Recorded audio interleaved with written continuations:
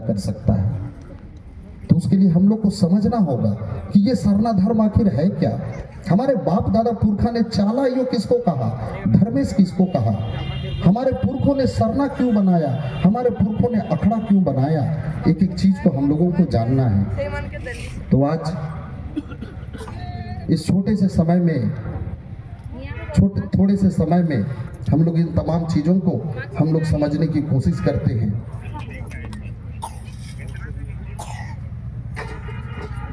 बहुत सारी चीजों को हमारे बाप दादा पुरखों ने गीत के माध्यम से भी समझाने का कोशिश किया है। आज हम लोग अगर उन चीजों को समझेंगे तो हम लोग अपने बाल बच्चों तक ये जो बेहतर चीज है उसको हम लोग पहुंचा पाएंगे, और नहीं तो कहीं ना कहीं हम लोगों तक तो किसी तरह से थोड़ा बहुत पहुंच गया, आने वाला पीढ़ी तक पहुंचते पहुंचते खत्म हो जाएगा। तो क्या आप ऐसा चाहते हैं? एक गीत हमारे पुरखों ने गाया है, राग बहुत अच्छा नहीं है, ऊपर से गला बैठा हुआ है, फिर भी आप लोग उसका भाव को समझने का कोशिश कीजिएगा। पहले पुरखा केरा झझड़ा रे कुड़िया, गला बैठा हुआ है। चुए लगल सागरो राती हो, चुए लगल सागरो राती, पहिले पुरखा केरा झझड़ा रे कुड़िया, चुए लगल सागरो राती हो, चुए लगल सागरो राती, ना मोरा यो आहे ना मोरा बाबा हो, ना मोरा यो आहे ना मोरा बाबा हो, के मोरा घरा छैर दे हो, के मोरा घरा छैर दे।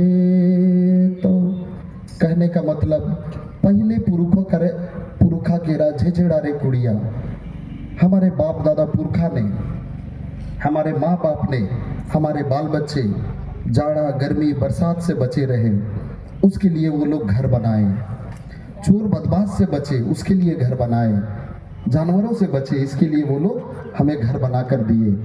लेकिन एक कड़वा सच है कि दुनिया में जो आया है उसका जाना निश्चित है, कोई आगे जाता है कोई पीछे जाता है। हमारे बाप दादा भी माँ बाप भी हमारे लिए इतना व्यवस्था किए, लेकिन आज वो लोग दुनिया छोड़कर चले गए। आज उनका बनाया हुआ घर बरसात में चू रहा है, आज उनका लिपा हुआ दीवार, उनका लिपा हुआ जमीन, आज वहां से मिट्टी उखड़ रहा है। तो क्या उस घर को छाड़ने के लिए फिर से हमारे बाप दादा मसला से उठ कर आएंगे? उस घर को लिपने के लिए हमारी माँ उठ कर आएगी?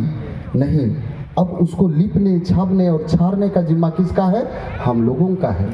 तो हमारे बाप दादा पुरखा ने हमारे लिए इतना सुंदर भाषा बनाया, इतना सुंदर गीत बनाया, इतना सुंदर खेत बाड़ी हम लोगों के लिए तैयार किया, इतना सुंदर सरना बनाया, इतना सुंदर अखड़ा बनाया।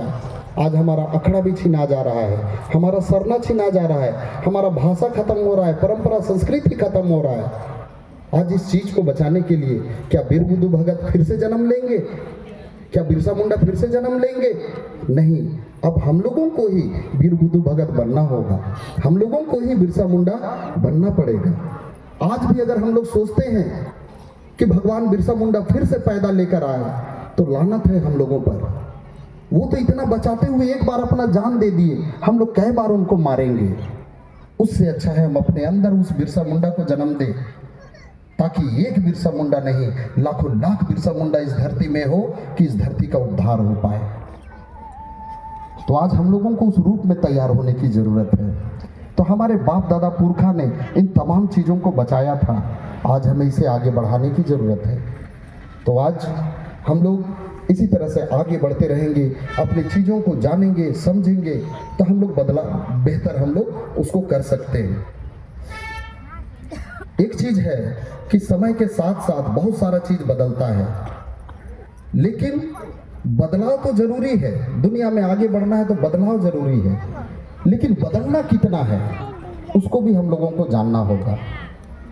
आज के समय में हम लोग देखते हैं, कल तक हमारे बाप दादा करिया पहनते होंगे, धोती में रहते थे। आज हम लोग शर्ट पैंट कोट पैंट सारा चीज़ पहनते हैं। वो लोग खपड़ा घर में रहते होंगे, आज हम लोग बिल्डिंग में भी रहते हैं। उनको साइकिल नसीब नहीं होता होगा, आज हम लोग बड़ी बड़ी गाड़ियों में घूमते हैं। तो ये जो बदलाव है इसको कोई नहीं रोक सकता है और ये जरूरी भी है। ये बदलाव समय के साथ, हालात के साथ जरूरी है। लेकिन अगर हम अपना सोच विचार, अपना आस्था अगर सब कुछ बदल दिए तो गाड़ी घोड़ा जितना भी रह जाए हमारा अस्तित्व ही खत्म हो जाएगा। तो बदलाव उतना ही होना चाहिए जिससे हमारा अस्तित्व खत्म नहीं होना चाहिए। और इसको हम लोग प्रकृति से भी हम लोग सीखते हैं। हम लोग जितने लोग हैं लगभग पढ़े लिखे लोग हैं। हम लोग केमिस्ट्री में एक चीज हम लोग पढ़ते थे, पानी। पानी जिसका रासायनिक सूत्र होता है H2O, है ना। पानी वो भी अपने आप को बदलता है समय के साथ में, लेकिन अपना अस्तित्व कभी नहीं खत्म करता है। आप देखिएगा कि पानी को अगर ठंडा कर दिया जाए, 0 डिग्री से अगर वो नीचे चला जाए तो वो बर्फ बन जाता है, लेकिन उसका रासायनिक सूत्र